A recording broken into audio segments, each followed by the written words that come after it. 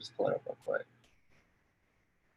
I just know US 30 dropped insanely. It's like, I haven't seen a drop like that since COVID started. Let's see that S&P on that.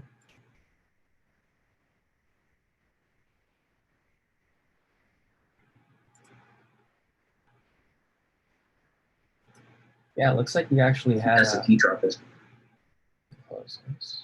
S&P drop as well, but I'm just pull it up real quick. I just know US 30 drop.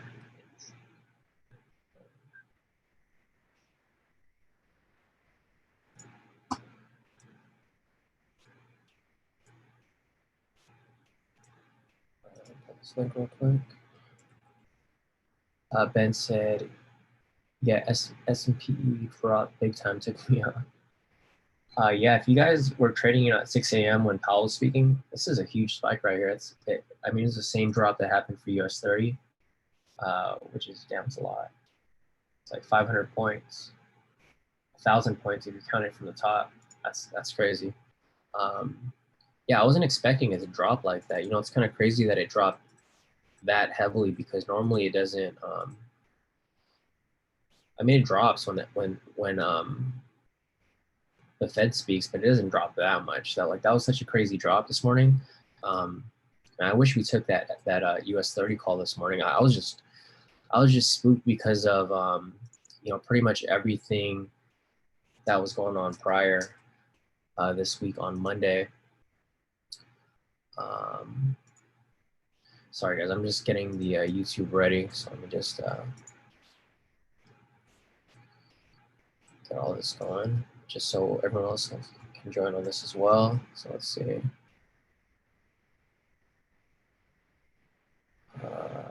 quick. Let's get this on there.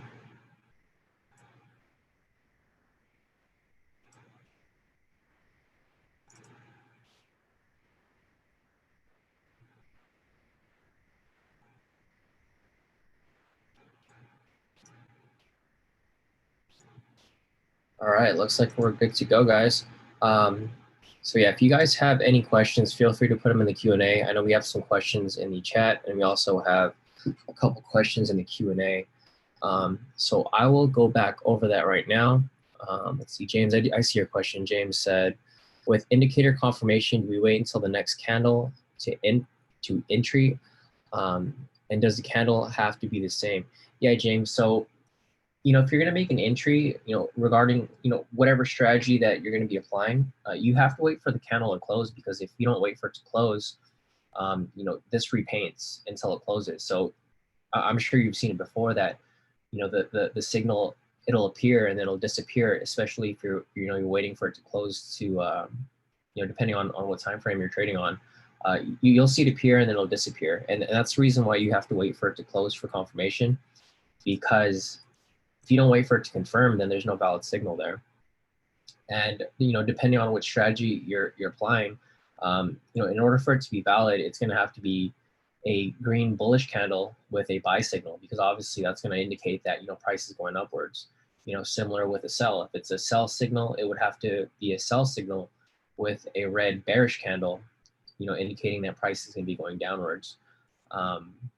Because if you just take it when it appears, it can disappear. So, you know, I don't recommend that. And I think that's, you know, it's explained in everything that we do that, you know, confirmation, you just have to be patient with it, you know, to be sure that, you know, price is going to be moving in that direction. Because if you take it too early and it disappears, then, you know, odds are price is probably going to go in the opposite direction. But yeah, let me keep going down the questions. We have a couple right here. Yeah, if you guys have any other questions, just put them in the Q&A, and then I can get to them. Diana's asking, are we muted? Yeah, Diana, so this is a webinar. So in webinars, only the panelists can speak, and I'm the only panelist until Aaron gets here. So for now, it's muted. If you want to speak, you can let me know, and then I can unmute you so you can ask your question. But it's probably going to work better if you just put it in the Q&A, because we do have a ton of questions. So, you know, in order for me to get to your question, or you can just put in the Q&A that you want to speak. So once I get to your question, I can unmute you, and then you can discuss, you know, whatever you want to ask. Otherwise, if you just put the question in the Q&A, then I'll get to that question as soon as we get down the list. So let's get started, guys. So let me go to first question was from Razik. Razik wanted me to check out GA. So I'll pull up GA real quick. All right, so it looks like it's stuck within the zone right here where it's been, bouncing around for the past since June 8th. So it's been about a week since it's been stuck within this zoned area right here. Let me see if there's any, well, there's no point in us really checking for other zones because price hasn't broken above or below. So right now we have a sell momentum signal valid right now. And obviously price is going to keep coming down until we get a buy signal in the opposite direction. So currently there's really no entry for us to take GA. The time that I would take GA would be, once it breaks below the zone.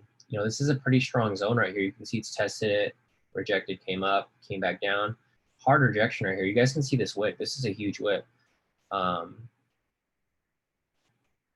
Yeah, it's a wick of about 100 pips. So, this is a really strong zone area. You can see it came down, it tested the zone again, and it didn't break.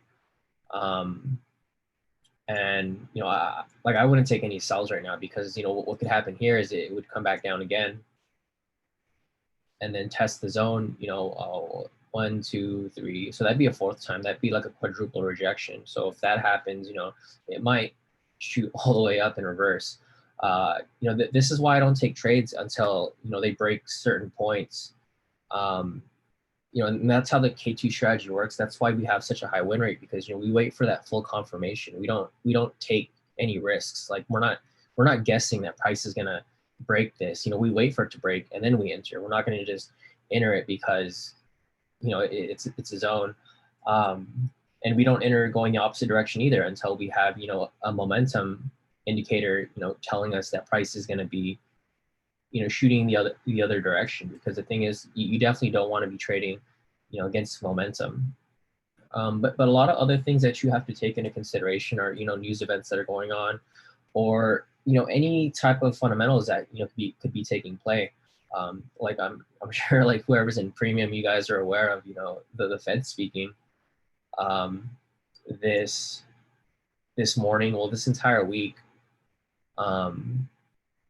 But pretty much the Fed's affected the market pretty heavily. If you compare GA with other pairs, so let me just pull up the I'll pull up the index for the Aussie, or we could do the pound index. So GXY. Let's find this. BXY. There we go. So if we look at BXY, which is the pound index, and then we match it with AXY, the Australian dollar index, and I just zoom out, you can see that they're both moving in the same direction. So that's an indicator telling you that you probably shouldn't enter this trade right now, because if they're both going down, there's no specific direction of this pair, because if they're both going downwards, it's kind of hard to tell who's in control within these pairs. You can see here, the red one is BXY. So the red one is the British pound, and then the orange one is the Australian dollar. It looks like the British pound is is angling up. You can see right here, it's slowly angling up. And the problem with that is if it's angling up, the pound is going to be getting stronger. So if the pound is getting stronger, GA is going to be going up. So I don't know if you guys are in a sell with this, or as Zeke said, I'm blaming Ines for this if it doesn't come down. Yeah, I mean, there's a lot of factors that you can factor in. I'm not sure, I mean, personally, I don't know. I wouldn't call a sell for that. Let me see if I go in the lower time frame, maybe. But Honest trades differently with price action. So, his analysis isn't necessarily wrong. But Razik, do you have the parameters? I can like map it here to see, what it's looking like or what it might look like. So if you guys are selling, it looks like you have about a 35 pip cushion until it reaches the the support area. So if your trade is less than that, then you might be fine. But if it's more than that, you know, you're going to be dipping into the support area right here. You know, even on the lower time frames, it's still pretty, it's pretty risky. Even on the 30-minute, like generally on the 30-minute, you want a lot of space between here and the support. All right, so let's put in the sell limit real quick. You know, this isn't anything against, you know, Honest's analysis. It's just, you know, we both analyze things differently. I trade off momentum, so you know, I need extra confirmation if I'm going to be entering a trade, because obviously, you know, I'm not going to be entering trades too early, or I'm not going to be entering trades too late. You know, I just enter trades as I see them. I'm not going to take any guess. There's literally no guesswork with K2. If you know, if you guys are familiar with the K2 strategy, you know, we only take trades when we're absolutely positive that, you know, the trade's going to go in that direction. So yeah, that's kind of a dangerous trade, because you can see here it goes. Let me just go on the higher time frame. It dives right into the support. So the thing is, even if it does pull down to the support, you can see the areas where it's rejected. So it's rejected right here. If you line it up with this one, it's also rejected right here. If you're looking at that one, I mean, there's a lot of areas where price can reject from. You know, this whole area right here has rejected 1, 2, 3, 4, 5, 6 times. So, I mean, you know, I like to trade off probability. Like, I'm not going to take a trade that has been rejected from, you know, so many times, because, I mean, the problem with that is, you know, you're taking so much risk to make the small gain right here. Because even if you put your TP right there, you know, it's only 30, 40 pips. And the thing is, GA moves really fast, so those 30, 40 pips isn't really very much compared to normal Forex pairs. But I mean, who knows? I don't know what his analysis is. Let me see if I can pull it up. Razik, was this in the premium or was it in the regular? So K2 price action. I'll just pull up the premium and I'll see if it should be in the premium if it's in there.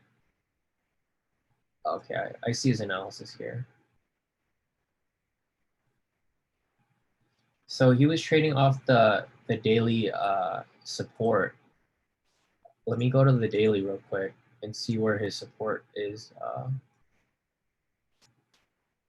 I mean, the support's still in the same area. Even if you're, you know, if you're using the K2SR on the daily, it still would be in that same area. It looks like his support is way down here, which, I mean, he's right with it being a daily support. Because let me see. Let me pull it up real quick.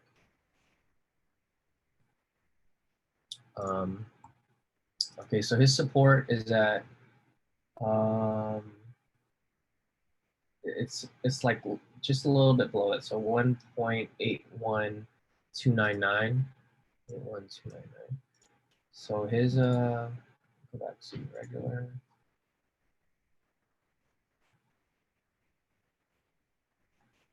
Then we'll put a horizontal line right here. 82, where is it at? 81299. Okay.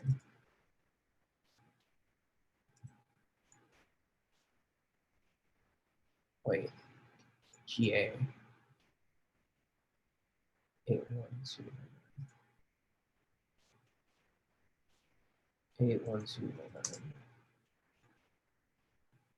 Wait, that doesn't make sense. Or actually, you know, it kind of does make sense. So that's where his support's lined up.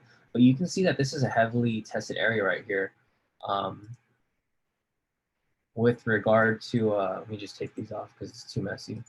I mean, there's still a ton of support right here. This is why I wouldn't trade in this area, because, you know, even though you're taking a sell right here, you're still cutting into 1, 2, 3, like 3 daily supports. That's, I mean, that's a lot to break through. And you can see right here, it's tested it once, twice, 3, 4, 5, 6, 7, 8, like 8 times. That's a super strong support.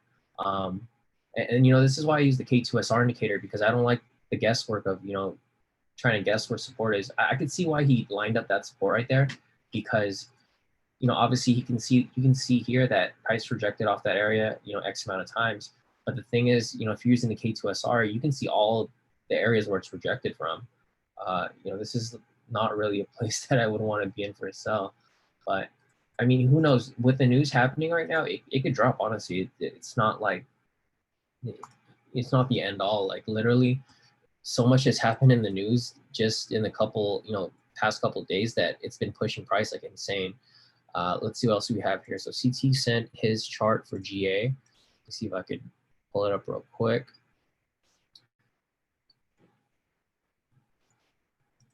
Hey, what's up, John? How's it going? I just saw John join, so let me load this up real quick. Copy. CT, I think that link you sent is it's not pulling up. I don't know if it might be off a little bit. It looks like a dead link. I'm not sure if there was something else that was added on there. Let's see. Yeah, it's still not pulling up. So when I try to pull it up, I don't know if you maybe you added a letter on there. I'm taking it off. Nope. Copy paste. Usually when this happens, like usually there's something that's been added on the link. But yeah, it's not coming up. Let's see. But yeah, back to the analysis for GA until CT might have a better link. But yeah, Razik, this is like Ness he was proper with his drawing of the support because it lines up exactly with the K2SR. You can see right here that's where it lined up. But the thing is, there's a ton of support in that area. That's not the only support on the daily chart. There's 1, 2, 3, 4. There's 5 support areas right here. Where price can reject from. And the thing is, it already rejected. So if you counted yesterday's, or I guess that would be today's. So if you look at today's, it literally rejected off that support.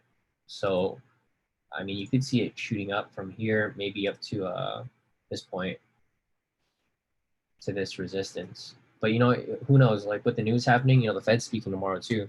So if the Fed speaks, let's see what happened with our other AUD pairs, because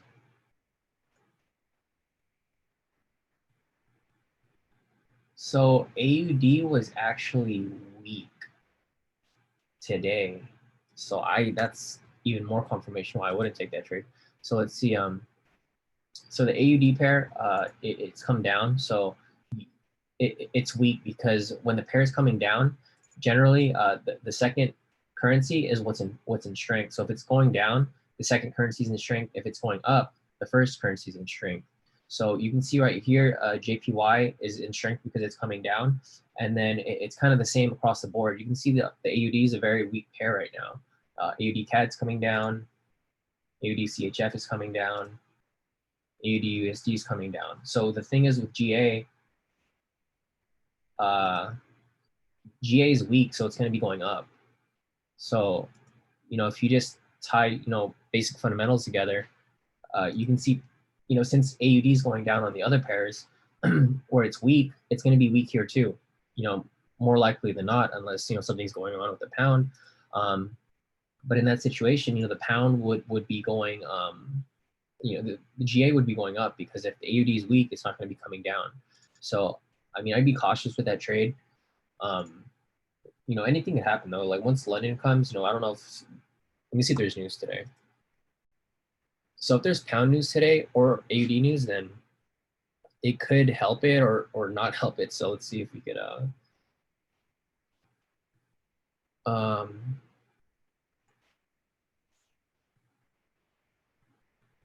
yeah, we have a medium AUD news. Let me pull this up real quick.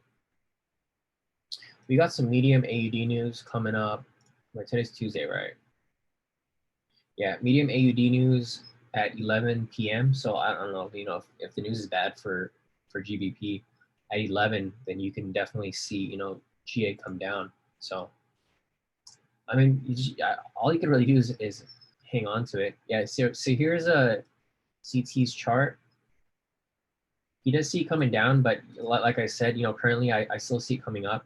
But the good thing about your position is your stop loss is pretty far out.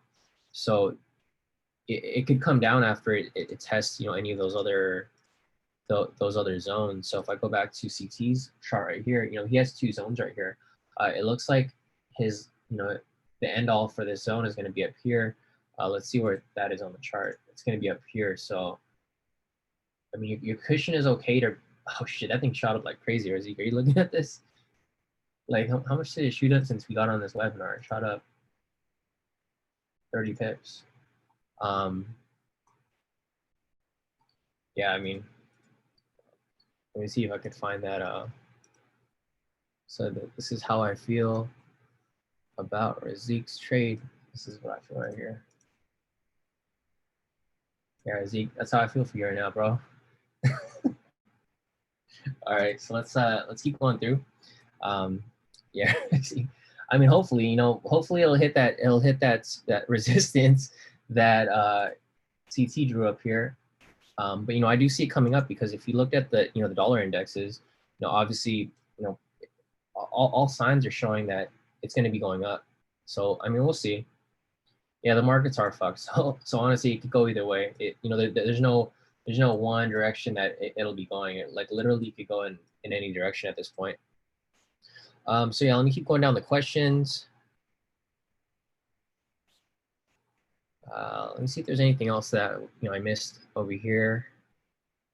I'll look at CTs real quick. He has one for EJ. So CT has this lined up for EJ right here. He's looking for a buy. So let me go. I'll pull that up right now too, and I'll see if I could find anything. You know, as we go. So he has a buy for EJ. Oh, we're actually in EJ right now. So I think it's still coming down. It looks like it's coming down pretty nice actually. So if it does come down, this is our old. We had this EJ I think from last week. You know, the market's been moving really slow, so it hasn't really made much of a movement since we sent this trade out. But it looks like it's coming down. CT's chart shows that he thinks it's going to be, or he has a buy set up. Yeah, so he's waiting for a buy trend. So you know what might happen is, so right here he has it lined up where it might come down to the zone right here. So if I look at mine, his zone's a little farther down, which is probably gonna be at our TP right here. So what might happen is it might come down. We did get a sell signal, so if that closes with the sell signal, it might come down, hit our TP, and then as it hits our TP, I make it correct back up, and then fill CT's order. But yeah, CT has a pending order going, so he's not anticipating it to come down just yet. He's waiting for the bounce, which I agree with that. So that actually looks pretty good. So if you guys are still in that trade, it looks good, man. One of our good trades for the week, because this week's been all over the place. So hopefully, but let's keep going down the list. So let's see. Razik said, Shawn, I trust Honest. I don't trust Aaron. We add Aaron to the Aaron, you here? Aaron muted himself. Let's see. Okay, so it looks like I went through the chat right now, so I'm gonna go down the Q&As now. So if you guys have any other questions, just put them down in the Q&A, and then it'll be easier for us to get to your question that way. If you put them in the chat, I'm probably not gonna see it because I'm not looking at the chat right now. I'm going down the Q&A. So if you guys have any specific questions or anything you want me to cover, feel free to just drop in the Q&A and I can show you guys. So let me keep going. Dion said you reviewed GJ. No, we didn't review that yet, Dion. So I'll get to that as I move downward. So right now I'm going back to James' question. So James is asking, with indicator confirmation, do we wait until candle, until next candle to enter, and does the candle also have to be the same? Yeah. So earlier, what I was saying, if you look at any strategy that is taught on the course, I always advise that you enter on the open of the falling candle, and that means that you enter on the open of the falling candle. So you wait for that candle to close with the signal, and then you enter on the open of the next one. So yeah, short answer to your question, you'd have to wait for it to close so that we have full confirmation that the signal is there. Because the thing is with the K2 indicator is that it repaints until the candle closes, and that's that's going to confirm that you'll have full confirmation that momentum is actually swinging in that direction. So let me keep going down. Let's see. Aaron's still muted. It's all right. Yo, Shawn. The next one. Anonymous attendee, can you show Fibonacci on S&P on the 5-minute chart? Can you also tell me where I enter in Fib?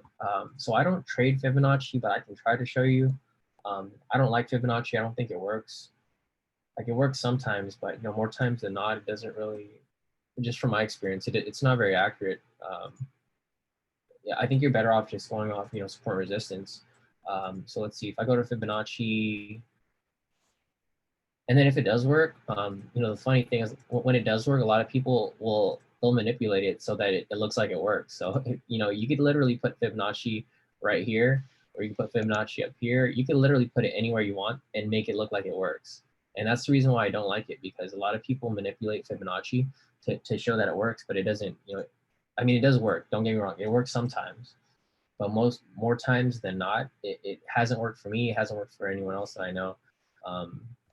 So personally, you know, it's just too risky for me to really focus on. But let's see, so using Fibonacci on the 5-minute. Let's see. So you want to use it on the 5-minute.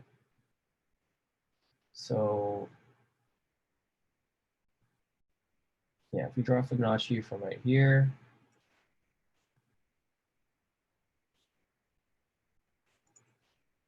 Yeah, Robert, if it works for you, that's great, man. Like, you know, I'm not saying that it doesn't work, but I'm saying that it doesn't work most of the time. I mean, you could run a back test on it. It's gonna work less than 50% of the time. You know, depending on where you place it, because you could place it right here, or you can place it up here. You know, there's different swings. But so look, if we have it right here, I'll put this to default. I have this set up custom from when we used it last time. I'll just apply the defaults. All right, so there's numbers. The numbers should be right now. So let's see. Honestly, I don't even know how the Fibonacci works because I never use it. But let's see, who's someone that uses it here? Where's David? David, are you here? Let me see. Hey, Shawn, I'll call Ness on here if he's online, but I don't think he's here. Let's see. Shawn. David, if you're available, I'm gonna unmute you, so maybe you could explain better if you want to. But let me see if there's anyone else here. Actually, Aaron uses Fibonacci too. Aaron, where are you at? Hey, can you hear me? Aaron, I'm gonna actually, you're unmuted already. Hey, can you hear me?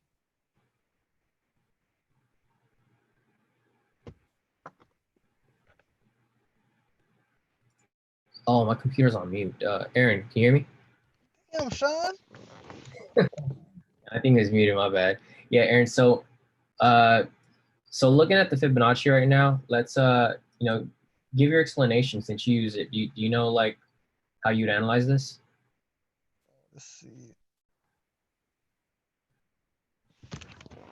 Your chart looks a little bit different, bro. Let's see. Because I charted it from the low to the high. So I mean, it looks like it's working. It's rejecting off the 61. I yeah. used to find reversal points. Yeah, so that's like the sweet spot, right? Yeah. To be honest, I don't know about everybody else, but I use the 61, the 50, and the 38. Those are the only 3 levels I use. Yeah. Reversal points. Yeah, so it looks like it rejected off, you know, 38, came down, broke right through the, what's that one, the 5th? I don't even know what number is that. It broke off the 53, and then it rejected off the 61 right there. So, you know, if you're trading off Fibonacci, then, you know, this would be a clear rejection right here. You know, personally, I'd wait for a bullish candle or a buy signal before you enter from there. But like I said, I don't trade Fibonacci. Let me turn on the K2SR real quick. You know, I think the K2SR works a lot better than Fibonacci. So if you guys have, you know, the K2 indicators, I'll just delete this off the chart. You know, you can see the rejections off here perfectly. You know, you can see price rejected off this point, and then it can shoot on up. So, I mean, it's really up to you if you want to use Fibonacci. I just don't know how to. I don't use it myself, so I'm not gonna make a fool of myself and try to teach you Fibonacci when I don't even use it myself. But going back to Yeah, the Fibonacci right there. It does look like it's rejecting off the 0.618, which, you know, what Aaron said.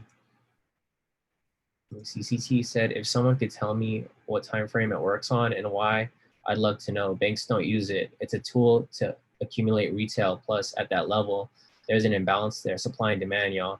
Yeah, so I mean, you know, back to what CT said, that's exactly why I don't use it either. You know, the banks don't use it. This was created for retail traders to trap them, because literally, if you're following these numbers, anyone can find these numbers, and the banks know that you guys are looking at these same numbers. So the thing is, you know, if price gets to these areas, the banks know that you're looking at these areas, so they're going to manipulate price. Like right here, you see this rejection, so price can shoot on upwards, and then it can come back down. You know, they can trick you that way because they know that people are looking at the same exact spots. So, you know, I try to keep away from tools that everyone uses, because you don't want to trade like everyone else. Because, I mean, if you're familiar with trading, you know, majority of people don't succeed at trading. And the people that do succeed, they don't do what everyone else is doing. They do something different. And, you know, that's what we're about here at K2. We're about, you know, using K2 and not using, you know, these other indicators or tools that banks use to trap, you know, retail traders. Maynek said, what's your analysis about the last few positions which hit stop loss? Maynek, I'm not sure if you're following the news, but the FOMC made an announcement on Monday, and then the Fed had, they had their testimony today. So if you look at price, you know, that was manipulation, and there's nothing that we could really do to fix that or even prevent it, because just look at, let me go to, so you can see this drop right here at 7:30 a.m. This was when Powell was speaking, and it dropped a ton of points. It doesn't really show justice on this. So let me go to the US 30. So if you go to US 30, yeah, you can see this is a huge drop right here. So, you know, normally US 30 will move about 1,000 to 3,000 pips max per session. But you can see right here, you know, the session opened right here, and it dropped a whopping 10,000 pips. So, you know, this happening right here affected all the other positions as well. So you can see, so we had one position, the odd JPY. See, this isn't a normal movement right here. The thing is, this was caused by the news that was happening. So unless you understand how, you know, the news works, you might not understand what I'm trying to explain here, but, you know, this is obviously manipulation. You know, it dropped 136 pips within, let's see, from 6 to about 2 hours. You know, it dropped a lot.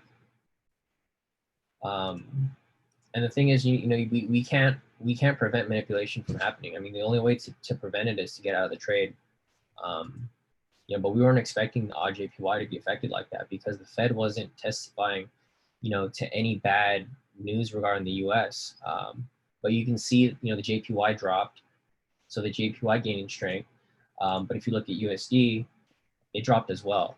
So, you know, that's basic fundamentals right there. You know, USD and JPY usually go opposite, because JPY is, you know, a safe haven currency, while the US dollar is, you know, a major currency. And they usually, if the US dollar is not doing well, the JPY will go up. But you can see here, they both move in the same direction, which, you know, doesn't normally happen. So actually, let me look at UJ, because I wonder how did that move. I didn't even look at that. So you can see all this is crazy, like this movement here. Let me so you can see price came up and then it came down. Like, I don't know how else to explain that. It's just like market manipulation. And, you know, that's the main reason why, you know, the trades haven't been moving how they normally have this week. But yeah, let me keep going down. But yeah, back to, you know, CT's response. You know, if anyone can tell us, you know, what time frame does Fibonacci work best on, and you know, why it works. You know, I want to know too. It's not us trying to attack anyone. We just want to. I personally would like to know, because I see a lot of people using it, and I don't see anyone that's really successful using it long term. So, you know, so Keem said 4 hour. Yeah, Visionary. He knows how to use Fibonacci a lot. Oh, Keem. Yeah.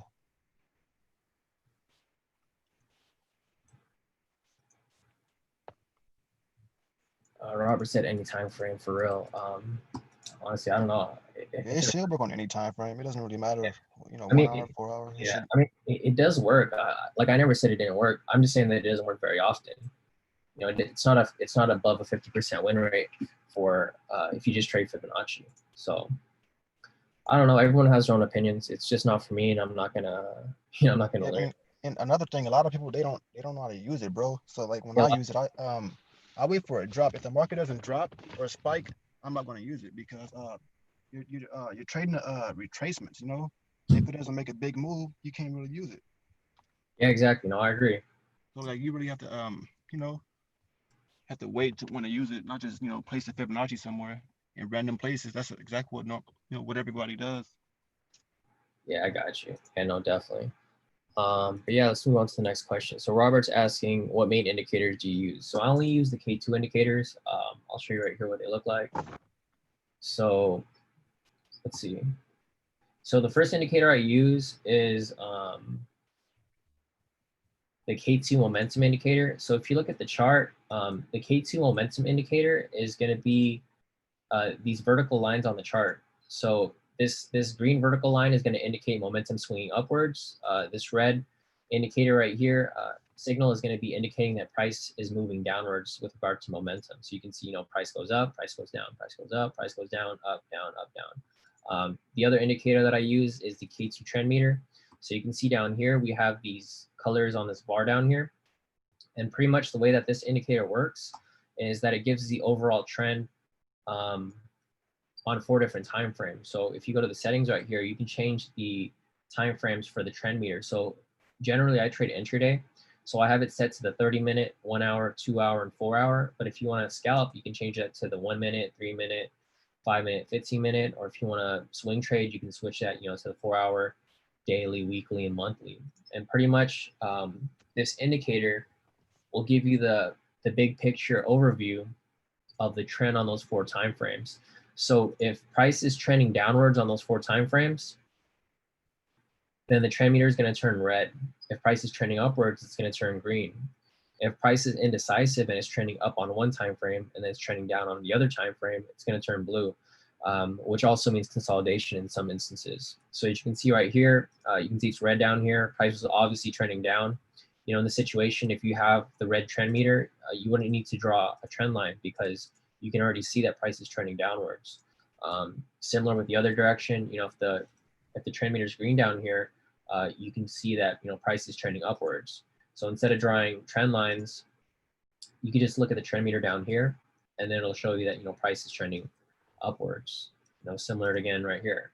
You can see it's green down here, so obviously price is trending upwards. And then as the trend switched the opposite direction, you can see here it turned red, and it came down. So those are the first 2 indicators. The next indicator that I use is the K2 SR indicator. Let me add the old one on here. K2 SR. So this is going to be the first K2 SR indicator. So the K2 SR version 1 indicator, what it does is it automatically plots support resistance on the chart for you. So you can see right here, we have a red line up here, and then we have a green line down here. So this green line signifies support. This red line up here signifies resistance. So as you can see, as price moves, you can see that the support and resistance is going to automatically adjust as price moves. So you can see the green line moved up here, red line moved down here. And then as price moves, it just automatically plots the support and resistance for you. So if you like to trade, you know, supply and demand or whatever else you like to trade with regard to, you know, when price breaks and retest support resistance, you know, this indicator will help you because it automatically plots the strongest support resistance on the chart for you. So this takes out the guesswork. Like I was talking about earlier with, you know, GA, you know, if you try to draw the support resistance on the chart yourself, you know, you're not going to be able to look back, you know, how much data. Like I have it set to, I think, 100 candles. Yeah, so the K2SR goes back 100 candles. So going back 100 candles, it's going to identify, you know, where's the strongest support resistance where, you know, price is tested X amount of times in the past. It has to test at least 2 or 3 times for it to establish. But in order for it to be stronger, it's going to have to test that same exact price point, you know, X amount of times later. And the thing is, this is good when detecting movements created by algorithms, because you can see, banks use algorithms. So the thing is, when banks set their buy and sell orders, they have set at specific price points. So if you see price go and retest a specific area, like 3 or 5 times, obviously that's probably going to be, something computer generated. And the cool thing about this is we pretty much have the same thing that they're using, and we're able to see where price, rejects from as it keeps adjusting. And then, so that's the first K2SR, the version 1 of the indicator. I'll hide that. And this is going to be the version 2. So instead of just having one support resistance plotted on the chart, you're able to identify all the strongest support resistances on the chart closest to price. So I'll go back and zoom out again back here. And then you can see right here, all these zones that are plotted on the chart are areas where price has tested support resistance in the past. And as you can see, if we move forward, price rejects these, it respects these zones more likely than not. So this is why I prefer this over using, Fibonacci or something, because, you'll know exactly where price is going to be rejecting from. So as you can see right here, price came up, came down, rejected off the support, came up, rejected off the same resistance, came down, rejected off the support, and you can see price bounces from zone to zone. So if you have this indicator, you're going to be able to identify, where price is likely to reject from. And the thing with this is that, when you're using Fibonacci, your sample is going to be this little area right here, the area that you drew. The thing with the K2SR indicator is that it goes back as much data as you'd want. So right here, I have it set to about 100 candles because I trade intraday. But say if you're swing trading, you want to go back 1,000 candles, you just type in 1,000 and then give it some time, and then it'll pretty much adjust. Or you can change it even further. Maybe these are strong points, 1,000 candles back. If you want to go back 2,000 candles, I don't know what's the highest, maybe 5,000. So you can see right there, if you go too high, it's not gonna. See, I went back too far. I went back 2,000 candles, and if we're trading 2,000 candles on a 4-hour chart, it goes back pretty far. So again, right there, it shows the strongest point, because if you zoom out and you go back, I don't know what's 1,000 candles, like a year or a couple months, you can see that price didn't come back and test this area except from this area. So if I draw this all the way over here, you can see that these are areas that have been tested in the past. If I draw this way back here, you can see that it tested this area right here.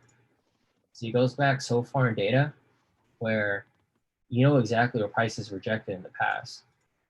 See, these areas have been tested so many times. So this happened in August 2019. So this goes back an entire year, pretty much, of data. And you can see that it tested that area, years back. And if you have this, this is strong data, because you're going to be able to know, where price is going to be rejecting from. Because if you look down here, it rejects off those areas even more, because those are strong established zones that price have tested in the past. And similar to, the version 1 of the indicator, it does the same thing. As price moves, it's going to automatically adjust for you.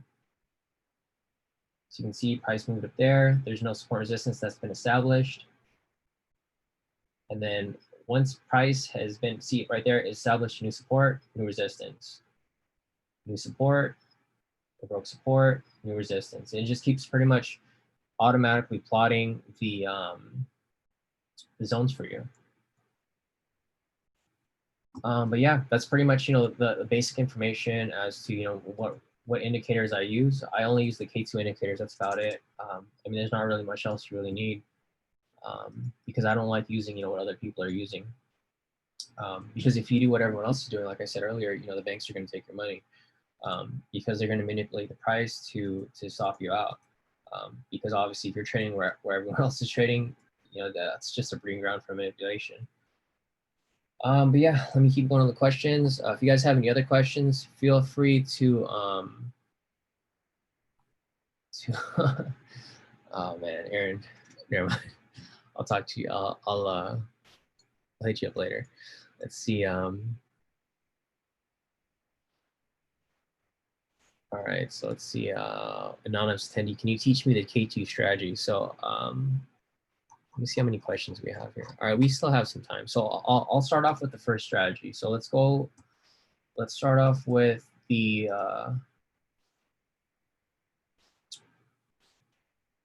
K² intraday strategy. All right, so let me just take off the SRs. All right, so this is going to be like the most basic strategy that you can apply using K². Let me just play from over here so we have a better angle of everything. All right, cool. So I'm just going to go over this real quick. This is going to be the K² intraday trading strategy.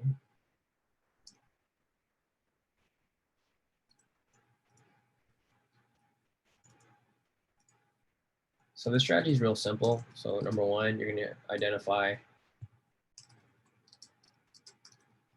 a valid K² signal. Next, you're going to confirm K² signal matches K² trend meter. And then next, you're going to enter on open a following candle. So this is just the very bare basic explanation of the strategy. There's obviously other things that you can apply, you know, the K2SR indicator and all that stuff. But I'm just going to go down the real basic breakdown of the strategy so that you can see what the strategy looks like. So let me just pull up the course real quick, and I'll show you guys how it looks inside, so you guys know how it looks if you guys are looking to sign up. So pretty much if you sign up to the K² course, it's going to have everything broken down here, getting started, all the K² Telegram groups, my watch list right here if you want to copy my trades. Copy my watch list and trade exactly what I'm trading. So pretty much if you click on K² watch list, it's going to have, you can download my watch list right here and upload it to your trading view. Otherwise, I have them shared right here as well. So if you want to copy my watch list, it's going to be there on the K² course. And then right here, we have the intro for new traders. I have this whole breakdown over here of trading view tools and functions, how to do trend lines, support resistance, and then to our strategies. Everything's broken down right here. So this is the intraday strategy. This is the one that I'm going over right now. There's 3 different versions to it. Obviously, it's progressed since we started K². And there's a couple other strategies right here. So I'm just going to go over that first one so I can show you how that first one works. And it's real simple. All right, so pretty much you want to identify a valid K² signal. Right here, we have a sell signal. And this is valid because it's a sell signal with a red bearish candle. Similar to right here, we have a green buy signal, and then it's with a green bullish candle. So this would be a valid K² signal as well. But because price is pushing upwards, this is going to be rendered invalid, due to that, because obviously you want to trade against the trend. So first we identified a valid K² signal. Right here we have a valid sell signal. Next, you want to confirm the K² signal matches the K² trend meter. So down here, the K² trend meter is red, indicating that price is trending downwards on the intraday, because we have it set to the 30-minute, 60-minute, 2-hour, and 4-hour. So pretty much, price is going to be going down for the next, whatever, the entire day, or that's pretty much what it's projecting, because we have the trend meter down here. So first, we identify a valid K² signal. Next, we confirm the K² signal matches the K² trend meter. Once those 2 requirements are met, you can enter on the open of the following candle. So right here, we're going to enter a sell. We're going to place our stop loss at the previous swing right here. Put it a little bit higher. We'll just round that to 40 pips.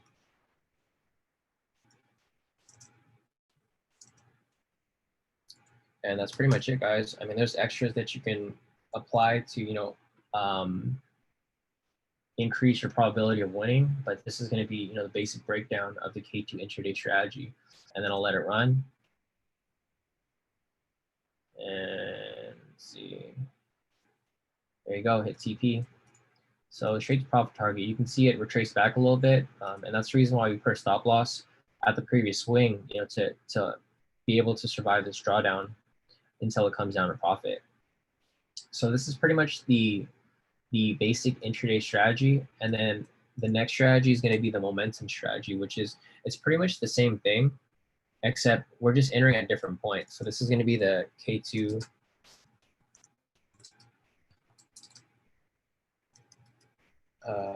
momentum pullback strategy. So it's the same, pretty much the same thing. You're going to identify a valid K2 signal. This is where it differs. You're going to confirm the K2 signal does not match the K2 trend meter. And then you're going to enter on the low of, it's going to be either the high low. So depending on if you're entering a buy, you're going to enter on the high. If you're entering a sell, you're going to enter on the low. Enter on the high low of the signal candle. All right, so I'm just going to delete this, or I'll put it over here so we can just keep it. But yeah, I'm going to go and put this. So we'll just, we'll use the same, or actually we'll just use, yeah, we'll just use the same one because we're already there. So pretty much, this is pretty much the same strategy. So you're going to identify a valid K2 signal. Right here, we have a valid buy signal because it's a bullish candle with a valid buy signal. Next, you want to confirm the K2 signal does not match the K2 trend meter. And the reason for that is because when we see a signal going the opposite direction of the trend, we're identifying this as a pullback signal. So we're not identifying this as a reversal. We're only identifying it as a temporary pullback. So after we identify those first two requirements, we identified a valid K2 signal right here. Next, we confirm the K2 signal does not match the K2 trend meter. Right here, obviously they don't match because the trend meter is red and the signal is green. So right there, we're going to enter on the low of the signal candle. Since we're entering a sell, because we want to trade in the direction of the trend, we're going to enter on the low. If we're entering a buy in the opposite direction, we're going to enter on the high. So right here, we're going to enter on the low. I'm going to place my entry at the low of this candle right here. Put the stop loss at the previous swing, which is right here, 25. We'll just round that to like 30. I like to use whole numbers. You guys don't need to, but this will help you incorporate the spread because sometimes you can see right here spread's 5. So even though price was at 25, I just moved it up to 30 to incorporate the spread as well. All right, so right here we're gonna let it play out, and then you can see right here. So price hasn't filled yet, right? Because we have a sell stop at the low. So price is up here, and then as it comes down, it's gonna fill our order. So right here, price finally came down, and then it filled our order. We're gonna let it run. And then you can see price comes down and hits TP right here. So as you can see, the very basic strategies, anyone can learn this real quick. It's very similar to the original strategy. So if you look at the intraday strategy, our entry would have been right here. For the momentum strategy, our entry would have been pretty much the same at the same point. They're just different entry points and they both work very well. So, it's really up to preference if you want to enter trades based on, the actual signal moving that direction, or if you want to trade off momentum where you just place a sell stop right there and then catch it as it rides down. It's really going to be up to you. So right now it's 5:45. So what I'm going to be doing is I'm going to look for any valid entries off the 6 o'clock 4-hour candle close. And then once I'm done with that, I can go over another strategy for you. But these are the two basic main strategies that we apply. Obviously we have, let me see. We have a lot of other strategies that you can learn right here too. So we have the intraday strategy, the same momentum pullback strategy I just went over. We have multiple scalping strategies, depending on what you want to trade. We have the K2 SR zone trading strategy. This is what I've been using for all of our signals for probably the past 3 months now. And then, my daily US 30 trading strategy. I'll probably go over this a little later just to show you guys. But, this is an amazing strategy. A lot of people sign up to K2 just to use this because it's super accurate. So let me go back to the Q&As. Or actually, let me go back and check the charts real quick to see if I can find any trades for us to enter at the 6 o'clock candle close. So let me go to OddCAD. There's no entry there. Right now, I'm using the K2SR zone trading strategy. So right here, no entry. Let's see right here, there is, technically this would be an entry. Aaron, what do you think about this on CHF? For a late entry? No, this would be a valid entry because right here we have a sell signal, but it was invalid. So what happens when it's invalid like that is we wait for the next candle to close, and if it's bearish, then that would confirm the bearish momentum. So this It looks was, good. what do you think? You think it's going to go down? No, that should be perfect. What do you think? You think we should call it or what? Yeah, it's 90 pips, right? James don't start. No, because James will take it. It's about 80 pips. Not too bad. Yeah, it's not that bad. I'll mark it up. We'll come back to it. We have about 13 minutes before this candle closes. Yeah, so this is the AJ you were looking at. I didn't have the what's it called, the indicator right now. So I mean there'd be no sell until there's a sell signal that appears. I'm just gonna delete these. I have a lot of alerts that they've just been on my chart. Old alerts. All right, let's keep going down. Auto NZD right here. What do you think about Auto NZD? The only problem. That looks more cleaner than the one before. Yeah, but it's only 20 pips. It's way too close. Yeah, that may be a little too close. Actually, let me check the podcast. Yeah, so the only zone would be right here. We probably have to. I don't know if it closes as a weak bearish candle, then I probably wouldn't take it. But we'll see. And we gotta be really careful because Powell's still testifying again tomorrow. So let's see. Man. Nope. I mean, this would have been good if we called this. Why didn't we call this? 6 a.m. Oh, it was yesterday. Oh, because Powell was speaking. Yeah, the Fed was speaking yesterday too.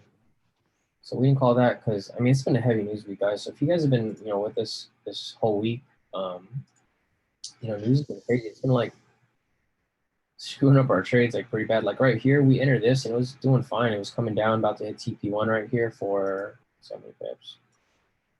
For about 75 pips, we got down at about 65 pips, 64, 65 pips. But when the news happened, it shot it up like crazy. Yeah, John, there's Fed talk tomorrow too. They're still testifying. So we're gonna have to take it easy until Thursday probably. But yeah, I mean, when the Fed talked today, they screwed up the trades. Obviously, it was like shooting around everywhere. Like it literally shot around nearly 200 pips within a short time frame. And that's why we have to be careful because there's no way we could predict what direction price is going to be going. Regardless as to where price is going, the market makers can move price wherever they want, and then they'll just blame the Fed on it. Because like I was explaining earlier, it was weird that JPY gained in strength and shot down, while the U.S. dollar also dropped down. Like it just doesn't make sense. It's just not how fundamentals work. Because they're two opposite currencies. One's a safe haven currency, and one's the U.S. dollar. So generally, if the U.S. dollar is doing bad, the yen would be strong. If the U.S. dollar is strong, then the yen would be weak because obviously people want to put their money where it's either going to grow or where it's going to be safe. So I mean, honestly, I don't have an explanation for you guys why price moved like that. It's just due to the news. But yeah, nothing there. Euro CAD, nothing there. Nothing there. Yeah, I mean, if you guys have been following, there really is no entries. It's not that we don't want to call any trades. There's just really no entries right now. Our EJ from last week is still doing good. If you guys are in there. Euro NCD in the zone. Euro USD, no entry. GA. This was what Razik was looking at. Dang, Razik, so your GA from earlier, it came back down. So I don't know if it rejected off some type of resistance, but it came down about 70 pips, 68.6. So I'll just run that up to 70. It's not that bad. So you can probably breathe now because you have some time and some space. GCAD always does. I mean, honestly, GCAD never looks good. There's always too many zones. So this is obviously something that we wouldn't be entering because, yeah, there's just too much. So it's going to be stuck inside the zone for a while. Skip that. GC. I mean, same with GC. GC and GCAD usually have a ton of zones. And, you know, obviously I don't like to trade where there are too many zones. Yeah, doesn't look good at all. GJ is coming down, but we don't have a sell signal. Probably if we do get a sell signal, then it would be a good entry. But right now, it doesn't really look like there's anything. What's taking right now?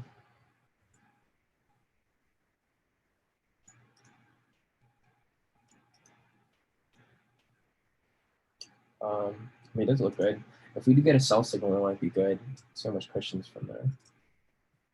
Yeah, it's about 100 pips. So you could probably catch about 100 pip move right there. If we get a sell signal, there's no sell signal, so we're definitely not going to be taking that. This was the GN that I was looking at earlier. So earlier when I was looking at it, there was a bullish candle right here.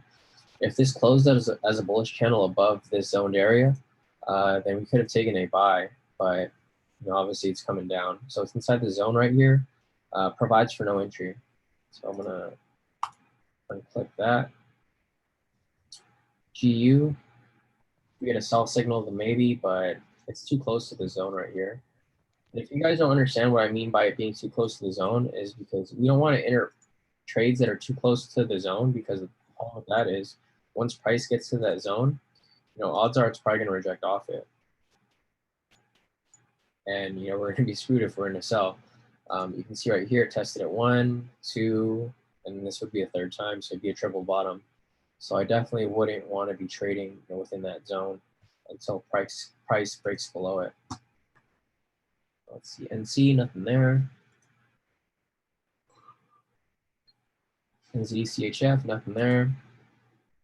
NZD JPY, nothing there either. Man, this NZD USD, we had this from last week too, and it's just literally been bouncing around. It's back at entry. If you guys are still in this, you guys might just want to close it because of the news tomorrow. You know, we can't really predict what's going to happen, if it's going to go up or down. You know, it doesn't even matter what news is released. It just really, it's going to move wherever the market makers want to move it. So if you guys do have this open, you know, as it comes back down, I'd probably just take it out in profit, and just take your money and run, because literally this could go all the way down there, it could go all the way up here.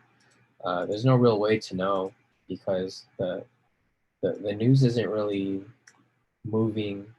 I mean, you guys are aware. If you guys have been with K2 since, you know, COVID started, you guys already knew the fundamentals went out the window. So nothing new there, but it's just a really risky trade if you're going to be holding it during Powell's testimony. You have another zone right here. So no entry there as well. It hasn't broken a zone. Again, right here, no entry. There's no entry right here because price is just too close to the zone right here. Generally, we would have entered this buy, but price is only about 20 pips, and it's not really worth our time if we're going to go and take that risk. But you know, there's no entry there. I mean, there's an entry, but you know, price is probably going to be rejecting from it. It looks like UJ is consolidating. It's just moving sideways in between these two zones. So it came up, rejected off the zone, came down, rejection, it's probably going to reject again down here until it breaks above or below one of these points right here. So I'll just go over the K2 zone trading strategy real quick. You know, the same person was asking if I could teach them the K2 strategy. If you do want to sign up for the K2 strategy, you can just go to our website at k2trades.com. K2trades.com. And then once you go there, if you're not already part of, you know, the free course that we have a free intro course. You can just click on here to get your free access to the free course. If you click on that, it'll take you to the K2 Trading Academy, which is our K2 platform, and then you can enroll in this course for free. So pretty much you can learn the basics, and you can see how all the K2 strategies work if you enroll there. And then once you're ready to sign up, for the real subscription where you can have access to the indicators and the premium groups, you can always click up here, the K2 Trading Strategy. And we do have a deal going on. So if you go on the K2 website and you scroll all the way to the bottom, we still have our trial going on. So if you haven't signed up for the trial before, it's a $50 trial. You just click on here to subscribe, and then you just pay $50 for full access to the K2 Premium course, where you have access to the K2 Proprietary System video courses, the K2 indicators, the premium K2 channels, and pretty much all the webinars that we've had in the past. So yeah, that's just a quick explanation as where did I sign up to K2 for that person asking for the strategies. But yeah, I'm gonna go over. So I'll go over the K2 zone trading strategy right now. So right here, the way that the strategy works is there's a lot of ways to apply. There's not just one way to apply it, but I'll just show you, the basic way of how it works. So pretty much, what you're going to identify is you're going to. It's going to type it up here in the requirements. This is the K2 zone trading strategy. So first, you want to identify direction of momentum.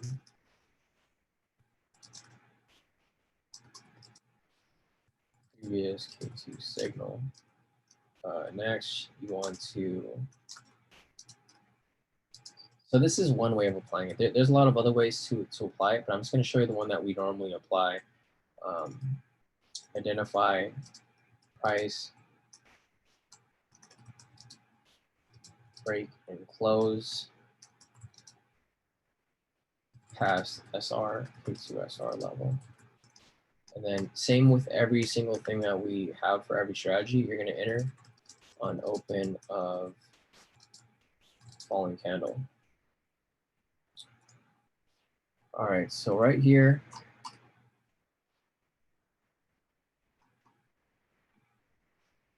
applying the K2 zone trading strategy, you're going to identify the direction of momentum.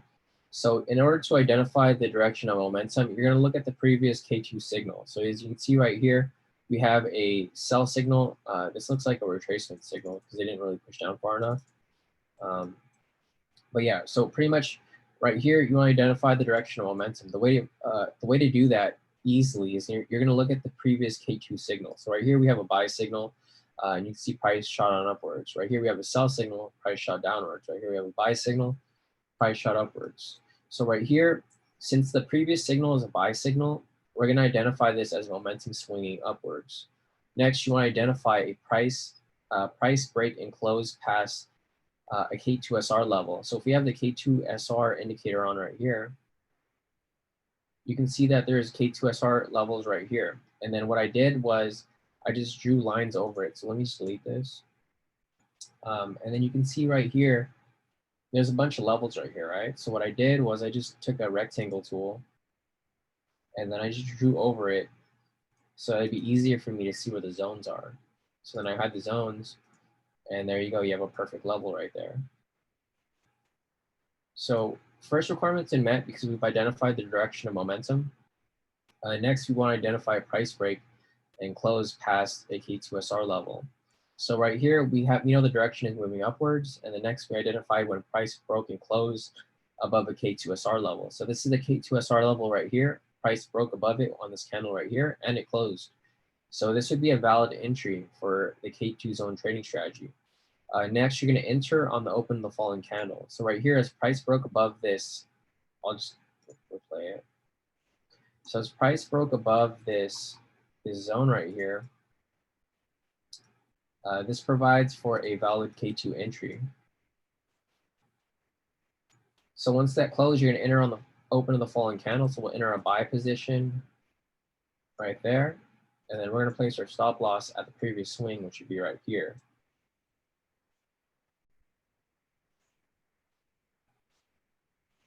So the previous swing is about 88.7 pips. We'll just round that to 90. Like I said, I like to use whole numbers.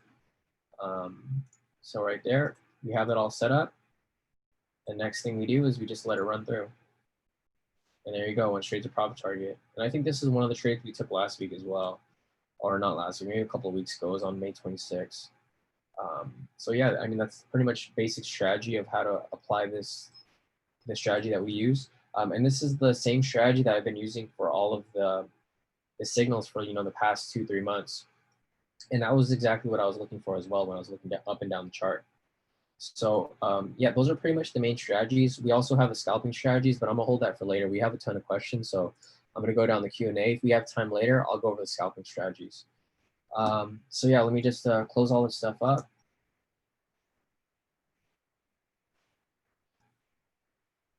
All right, let me get back to the questions, guys.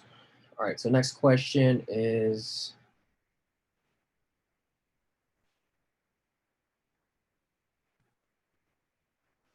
oh, it's the same question from the anonymous attendee. Can you tell me where to enter in Fib? So just looking at the chat, some people have their explanations of when to enter on the Fib. But like I mentioned earlier, I don't use Fibonacci at all, so I can't really give you a good analysis using Fibonacci. So let me go on to the next one. Aaron said valid K2 signal on odd USD. That was about an hour ago. Let's see. Yeah, it looks like that candle didn't close, Aaron, unfortunately. Yeah, But yeah, it had disappeared. it looks like it's coming back down though. So, I mean, that'd be good for us because we still have this position open. So we'll pretty much just let it run through, see how that plays out. And that's from last week. Yeah, bro. Yeah. So we've had this since Thursday, I think. Yeah, the market been acting up. Yeah, man, it's barely moved. It's crazy. I mean, it looks like it's moved a lot, but it hasn't really moved too much. So since our entry, Hey, I'm gonna blame James. I'll blame somebody. Yeah, where's James? Is James in here? Is this James doing? All James. I see him. He's there. All right. Cool. Let's see the next question. All right. Dion said to check out GJ. So I'm going to pull up GJ real quick.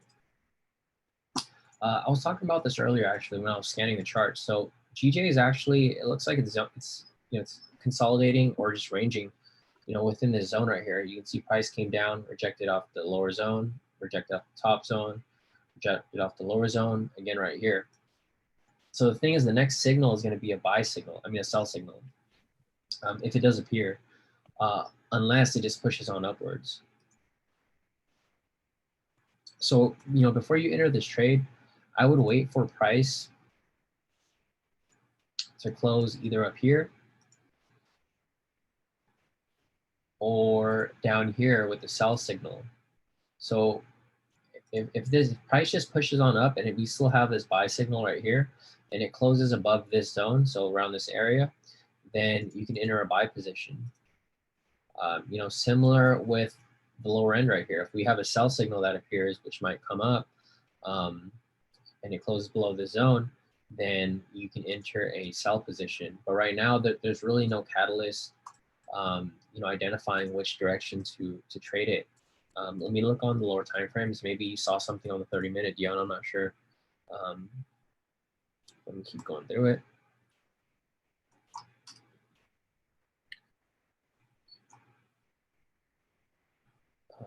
Let's see.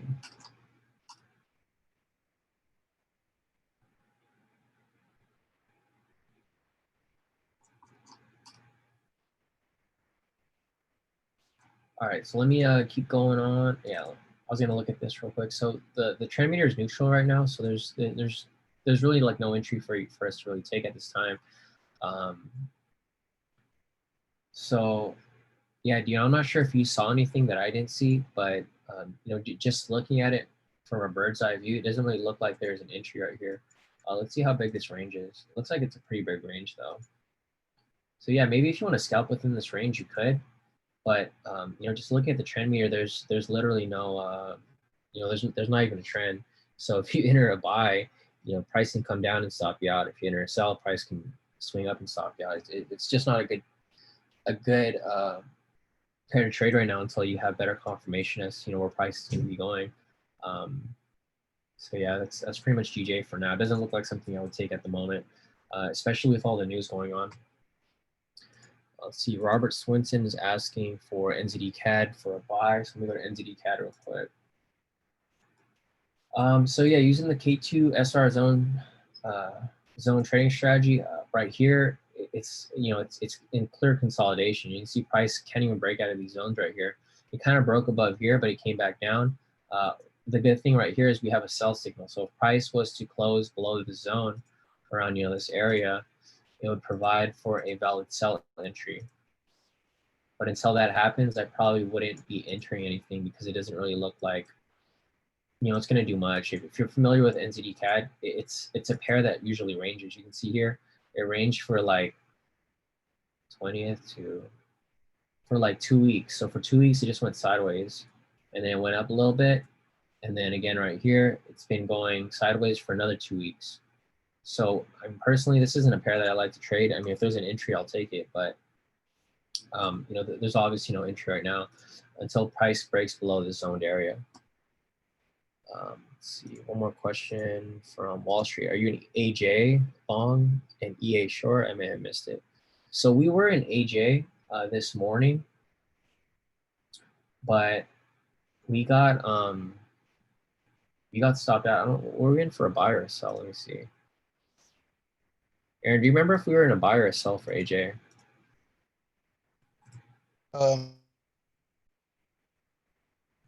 We had bought it. Yeah, we were in a buy. So yeah, I think we had bought when it had broke that support. I mean that resistance. Yeah, so we bought when it was up here, but then when London happened, it just pulled down like crazy, and then it came back up, and then when Powell spoke, like I said, the yen and the US dollar like spiked down like crazy, like they just gained in strength for whatever reason. I don't know why, like what caused that to happen, because I don't know if you guys were listening to the testimony of Powell, but he didn't really say anything that affected the market or that would cause such a crazy move. Like that move was like insane. Like I've never seen a move like that happened in such a quick time in a long time. It literally dropped from up here to 130 pips, and that was like based on nothing. I mean, he was testifying, but he didn't say anything about anything bad or anything good about the U.S. dollar or what was going on with the U.S. economy. So that was a weird thing because the Japanese yen gained in strength super heavily. But again, like I said, if you look at AUD USD, this thing dropped as well. So with both of them dropping in the same direction, that's super unusual, and I personally don't understand what caused it. Okay, James said it's just an excuse for the algos to grab liquidity. Yeah, I know that's basically what happened. It looked like, because you can see that once it dropped, it was a huge rejection. You can see this wick right here. Like, man, that's crazy. So it dropped literally 100 pips and then it rejected 59 pips. Like, I don't know what else could explain a huge rejection like that immediately. Like this happened within like 10 minutes. Like 10 to 20 minutes. It was pretty quick. Also with AUD/JPY, price came down and then it just rejected off the support, and that was that. Normally if there's a rejection, it's not really that bad. As you can see right here, there's a rejection. It's about like 30 pips. But this rejection was like 60, 65, 70 pips around there. But yeah, I mean it's hard to really explain what caused that, because there wasn't like, although the Fed was testifying, there wasn't really information that caused them to move in the same direction. And yeah, we're still in EA as well. So Wall Street's asking about EA. So we're still in EA right now. Same thing happened here. Like it shot up and then it shot down, and then it shot up and then like this is all a manipulated move right here. Like this happened from 6 a.m. So this whole candle right here happened when he was testifying.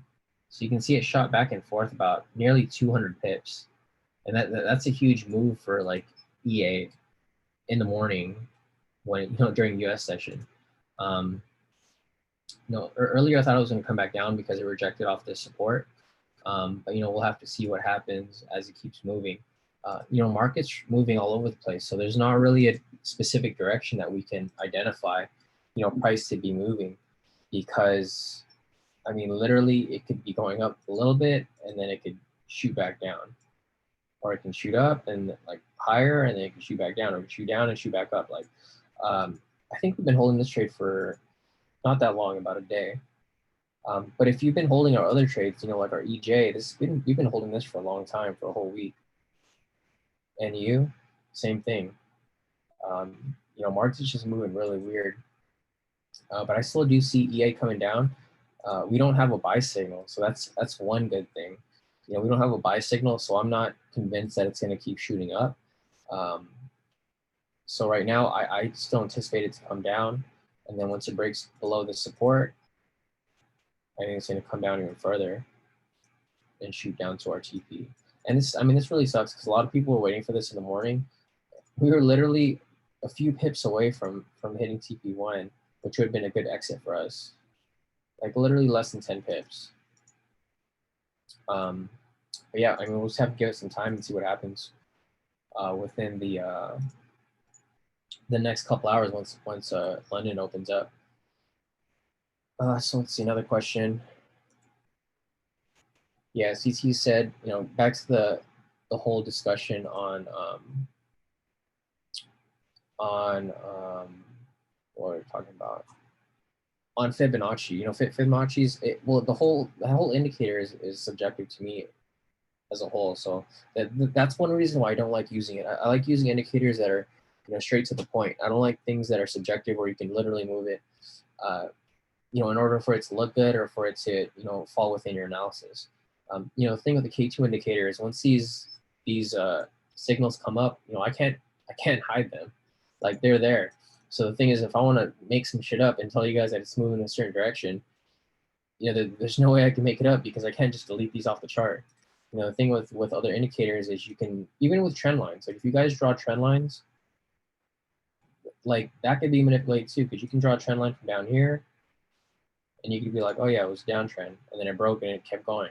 Or you can draw it from right here and it'll still look good.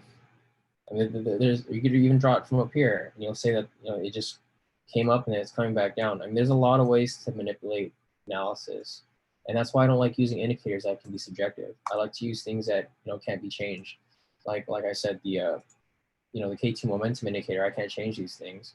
Once it's there, it's there. And then if you back test the data, you can see if it actually works or not, because it's not something you can change. Same with the K2SR. I can't change these lines. They get automatically plotted. And then same with the trend meter. And that's why, I stick to these indicators and I don't use anything else, because, I've back tested all of them and I know that they actually work. But yeah, that's about it with Fibonacci's. If you guys ask any more Fibonacci's questions, I can't really answer it. It's not that I don't want to. It's just that I don't know enough about Fibonacci to discuss it enough where I don't sound like an idiot.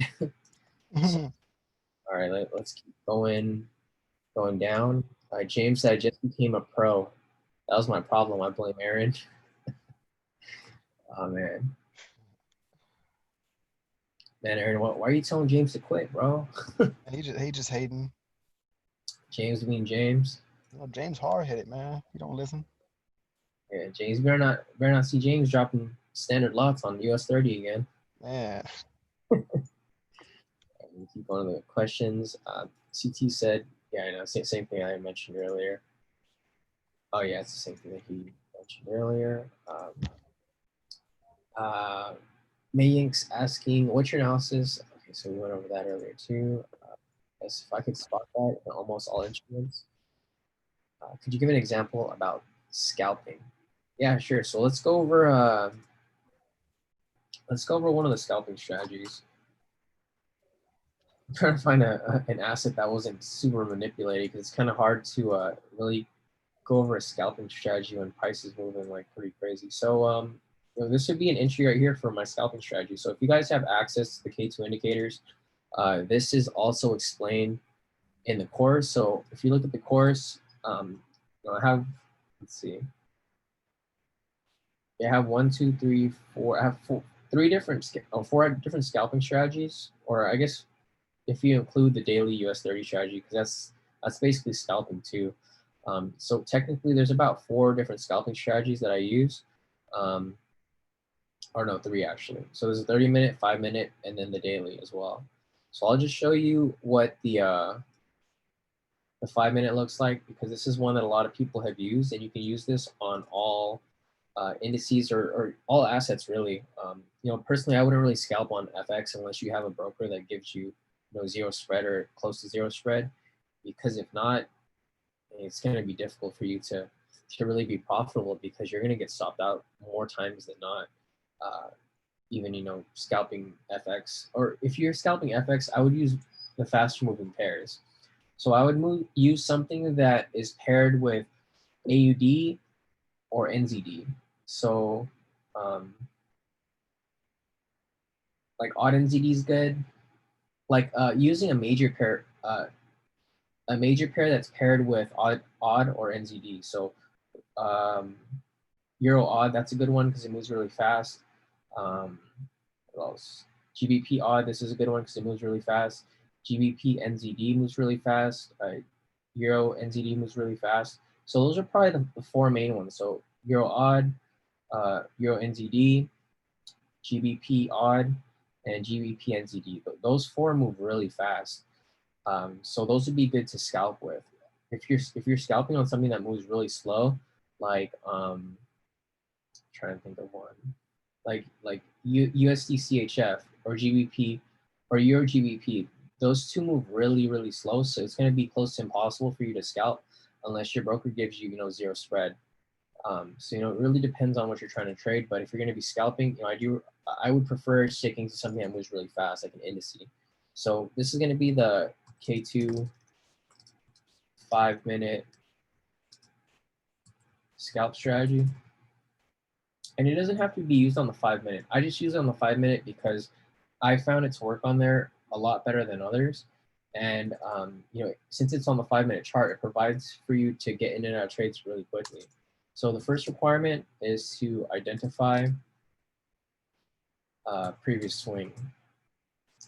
Next, you want to identify a bullish, bearish move following swing. Next, you want to confirm valid K2 signal. And lastly, I'll give you these right here. There's another requirement where you want to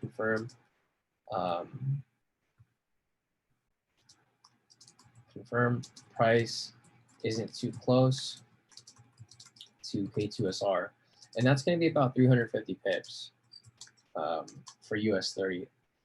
The reason why I don't want to include this here is because it's going to be confusing if you're, you know, trading something else, because I can't give you the exact number for other indices since I don't trade them. I'm not too familiar with it. But yeah, pretty much right here, this would be a valid entry right here. I'll just show you this. This is a valid entry, but I'm going to show you how the example works on something that's already passed. So let's go back to, let's see. I'll go back to right here. This is a valid entry as well. All right.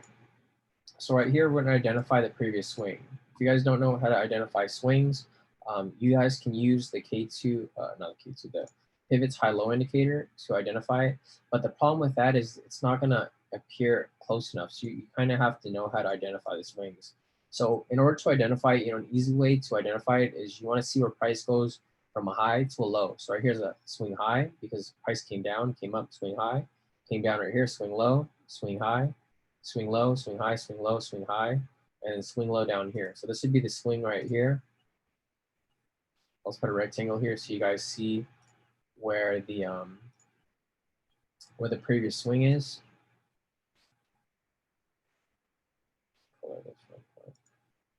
All right, so right here we identified the previous swing. Next, since we're entering a buy, you want to identify, well, we don't know we're entering a buy yet, but right here you can see that price rejected off this point and price is moving up. So in this situation, obviously we're going to be entering a buy. So we identify the previous swing down here. Next, we want to identify a bullish or bearish move following the swing. So right here, you can see price rejected off this point, and then we see a strong bullish movement. You can see 3 strong green candles, so it pushed up really heavily. So this is where it's a little bit subjective. So it's kind of hard to teach a scalping strategy depending on your experience trading, because like with the previous requirement, you're going to have to identify the swing. If you don't know how to identify the proper swing, that's going to cause issues. Again, right here, you want to identify a bullish or bearish move following the swing. So right here, this would be a bullish move to me. I'm not sure if it would be a bullish move to everyone else, but it all comes with practice. So if you're able to identify a bullish move, this right here would be a bullish move to me. So those first 2 requirements were met now. So we identified the previous swing, and we identified a bullish movement following the swing. So after those 2 requirements are met, you're going to confirm a valid K2 signal. So right here we have a valid buy signal because it's a buy signal with a bullish green candle. So with those two matched up, that would be a valid K2 signal. So now we have the first 2 requirements met. First, we identify the previous swing, which is down here. Next, we identified a bullish move following that swing, which is right here. And then we confirmed a valid K2 signal. Lastly, you just want to confirm that price isn't too close to the K2SR. This isn't completely necessary, but I like to be extra careful when I take my trades because I only take high probability trades. So right here, you just want to identify and make sure that the K2SR isn't too close. So you can see the K2SR is about 700 pips away. That's enough cushion for you to take this trade. So once we have that all sorted out, we're going to enter on the open of the following candle, same as every other strategy. So we're going to enter a buy position right here. We're going to put our stop loss at the previous swing, which is a little bit below this. So I'll just round that to 1400.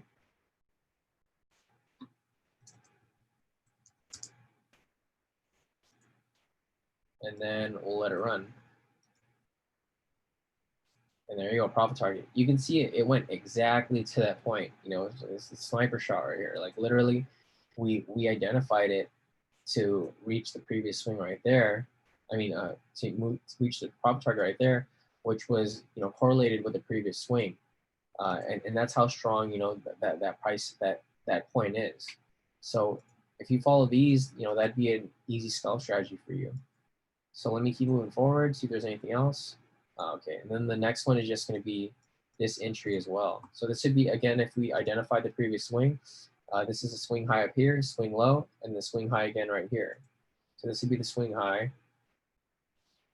We want to identify a bearish move since we're entering a sell because price is coming downwards, following the swing. So right here we identified as this right here. So we rejected off this point. We had 1, 2, 3 strong bearish candles right here.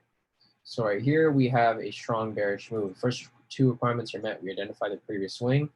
We identified a bearish move following the swing. Next, you want to confirm a valid K2 signal. Right here, we have a valid sell signal because we have a sell signal with a red bearish candle. So once those 3 requirements are met, same requirements. You can also, the same things were met. You want to identify if the K2SR is too close. Right here, the K2SR is way too close. It's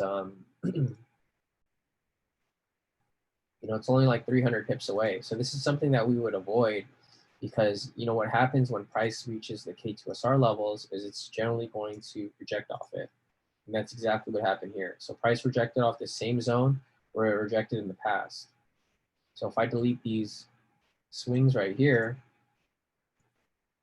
you can see that there's a strong support area right here preventing us from entering this trade. So yeah, that's pretty much, basic overview of how the, K2 scalping works on the 5-minute. And if you have access to the course, it's all explained here.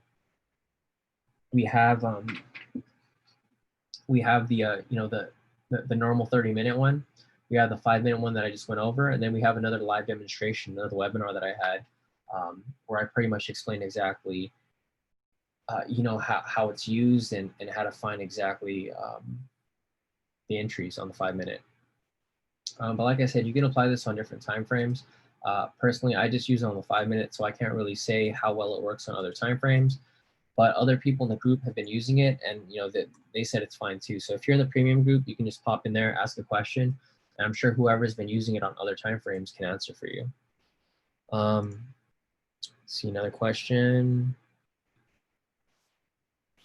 Anonymous attendees asking, what time is the Fed talking tomorrow? So tomorrow, let's see.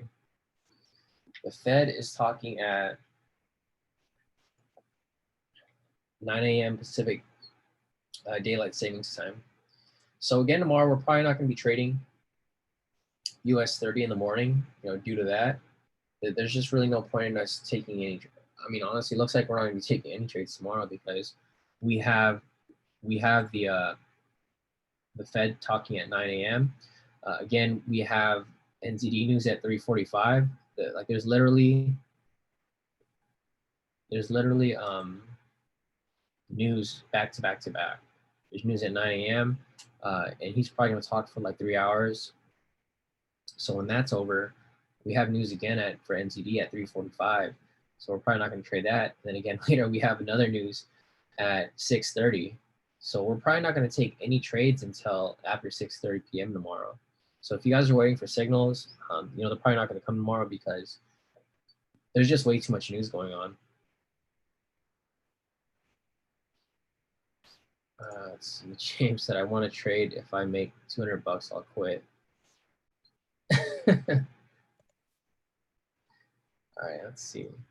But yeah, the Fed's speaking tomorrow at 9 a.m. So it's not really going to be, safe to trade tomorrow. Then again, on Thursday, there's a ton of news as well. But it's only early in the morning during London session. So, good thing for that is that, once London session's over, we have some U.S. news. I don't know how the CB index. Composite index based on.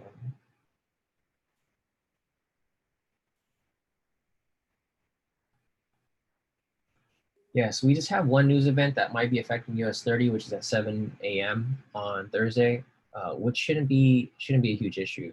So we're probably going to be back on track trading again on Thursday, with signals and everything. But it looks like there's not going to be very many trades tomorrow. There's just news literally all day, so we're not going to be able to be entering anything around that time.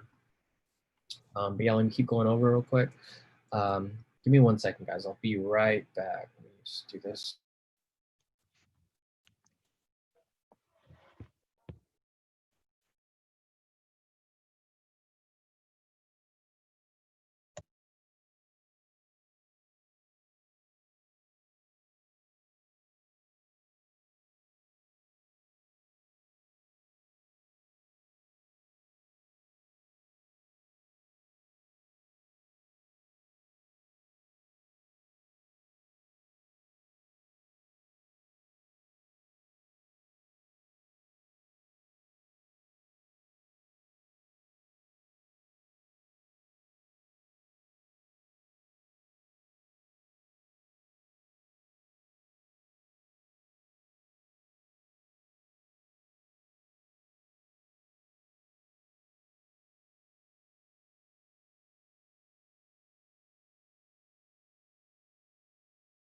All right, guys, I'm back. Oh man, the US 30 is dropping. Looks like something that probably should have taken if we and that's why I was mentioning that the K2SR it's not a solid requirement. Like if you guys want to take the risk, you don't need to use it because you can see here, obviously price broke right below it. But if you guys want to be extra careful, then you guys can use that. But it looks like, yeah, if you took that trade, you would have won the 500 pips right there. But yeah, I'm going to go back to the questions. So we have one more question from Brandon Shaw. Let's see, Brandon's still here. He's not here, but I'm just going to go over real quick. So Brandon's going to be asking, he's asking for us to go over the daily US 30 strategy. And James is asking, can you help me apply all this stuff just on, James, have you looked at the videos? We can get on the call. I'm just wondering if you watch the videos because it seems like you've been confused this whole time with the strategy. I thought you understood it, but if you do, I mean, it really depends on which strategy that you want to apply it on.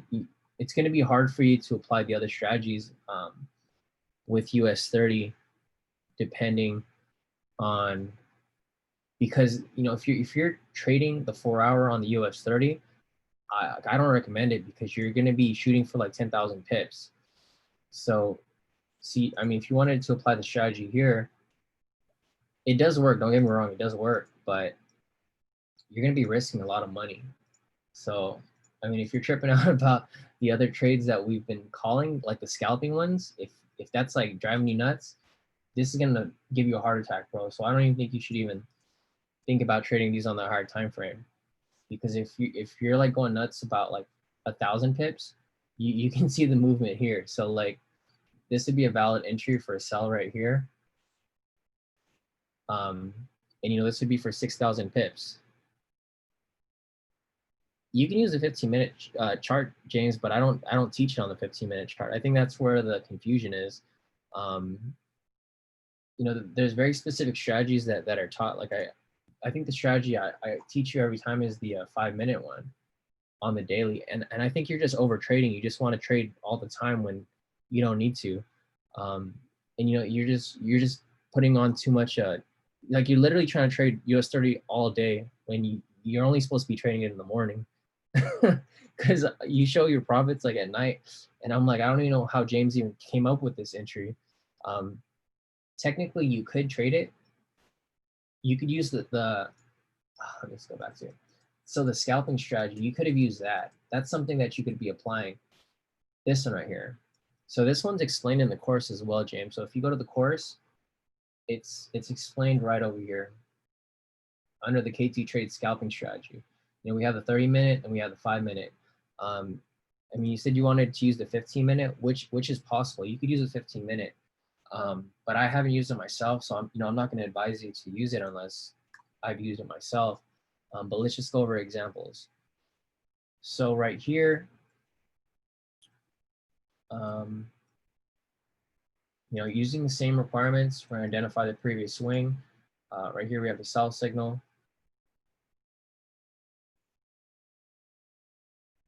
I wouldn't consider this a strong bearish move, so that wouldn't be valid. Again, right here, we identify the swing up, swing down, swing up, swing down.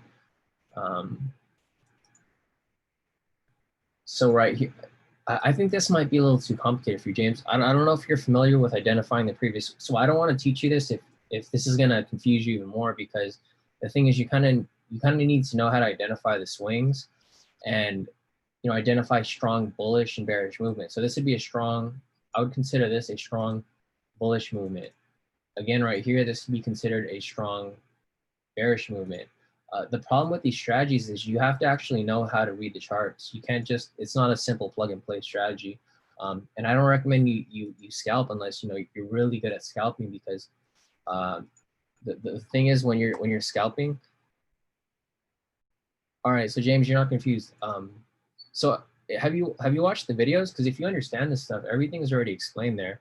I'm not sure if you watched all the videos yet, but pretty much everything is okay, gotcha.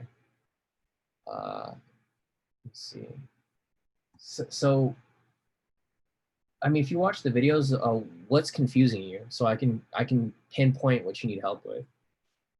So, because if you can do that, then I can show you exactly where you're confused at, and then I can help you understand it better. Let's see. Hey, what's up, David? I unmuted you. David, you there?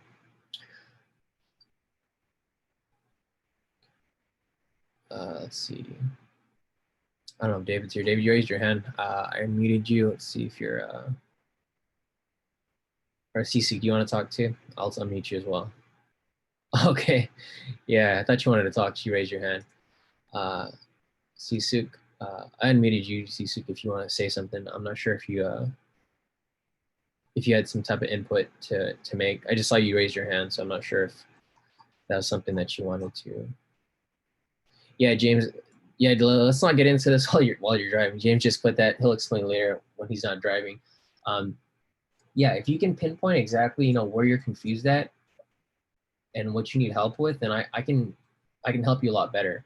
Because the thing is, even though I go through the strategy with you, I mean, it's already explained in detail in the course. So it's probably better for you to watch the course and see, you know, where the issues are. So once you can pinpoint the issues, I can break it down for you, you know, piece by piece, so that we can start. Ernest said, James, start watching the trading videos again. Oh, very seasick, yeah. Let's see. Yeah, so it looks like and we don't really have any other questions. So if you guys have any questions, feel free to put them in the Q&A real quick. You know, otherwise, you know, we might be getting off a little early today, 6:36. We've been on for about 2 hours now. But you know, I'm available if you guys want me to go over anything. I just don't really have anything to cover due to the current market conditions. You know, if the market was better, then I'd have stuff to cover, but I don't really want to cover stuff and have people want to enter these trades and then, you know, them it being not good trades because, like I said, tomorrow, let me see if I can pull up the. So if I pull up the news, let's see if I can pull it up.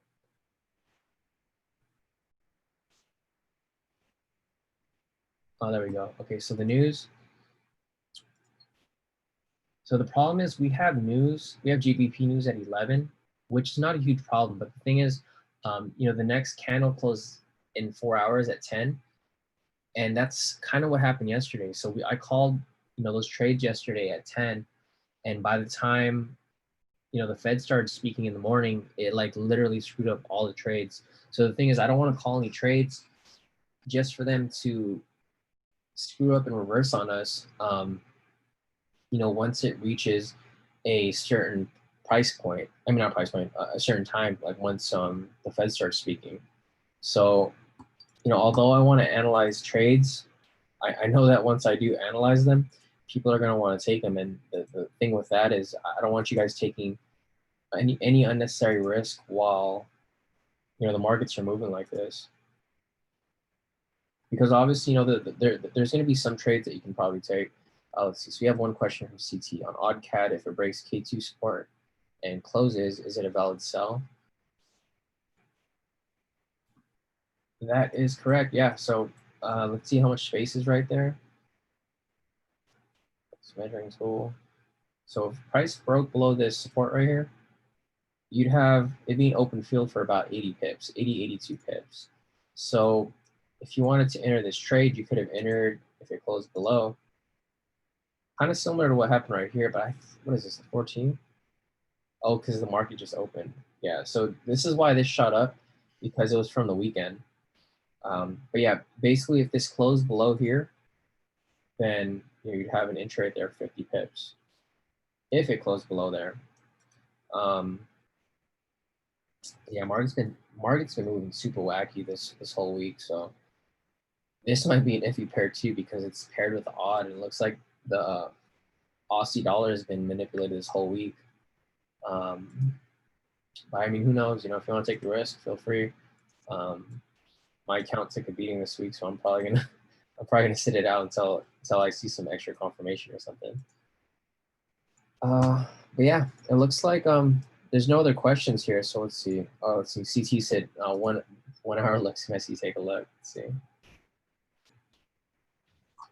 Oh yeah, I know this looks. This is a crazy drop right here. What is this at 6? Okay, so this is when Powell was speaking.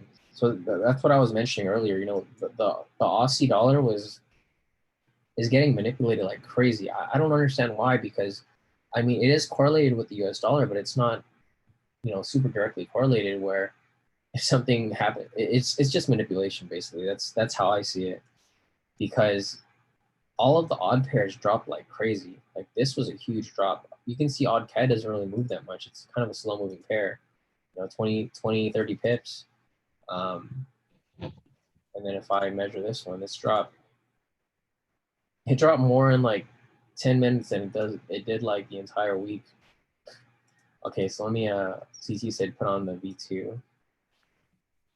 Oh yeah, no, this is messy. There's way too much, there's just too much going on. See, the thing is too, like when there's too many zones within the area and there's a, and they're not spread out far enough. So each zone is only spread out by 5 pips. The problem with that is it leaves a lot of area for rejection. So as price comes down, rejects, comes down, rejects, rejects, rejects, rejects. There's so many areas where price can just reject from. So it's clearly a strong support area, and that's why I put the zone across the entire area, because I just don't want to trade within that zone. But just looking at it, there's so many zones here. There's like, you literally can't even trade this. There's a zone right there. I mean, you could trade it, but you can't trade it safely where you don't fear like price rejecting on you. The only time I would trade this is if price came down below here. So once the price broke this zone down here, then all right, I'll be cool to enter. But currently it's in a heavily zoned area. We'll go on the 4-hour. See, the 4-hour actually looks a little cleaner. The 4-hour is cool, but yeah, the 1-hour, you can see all the noise that's actually happening. You can see, yeah, right here, obviously price came up, rejected. And there's the crazy thing about this is there's so many wicks. Like, look at this. This is literally wicks on every pair. It's kind of like looking at an exotic pair where it's just wicks on every single candle. So yeah, CT, I'd probably stay away from OnCAD if you're looking at taking it. I know you shared some charts with me earlier, but it just doesn't look safe to me until it breaks below here. Then yeah, okay, then it'd be cool. But I think anything within this vicinity is just way too risky. Yeah, I think you were looking at something else too, right? The EJ or something? Or yeah, I think you showed me EJ earlier. That looks good though. It rejected off this point, but it looks like a weak support area. So I think it should continue on downwards. But yeah, guys, it looks like that's it for questions. I don't know if you guys have any other questions or if there's anything else you guys want me to cover. Yeah, I think that's about it. So yeah, it looks like it was a good training webinar. Try to answer everything I could. Sorry for those guys if you guys wanted the Fibonacci question. Just like I said earlier, I'm not going to teach something that I don't actually use.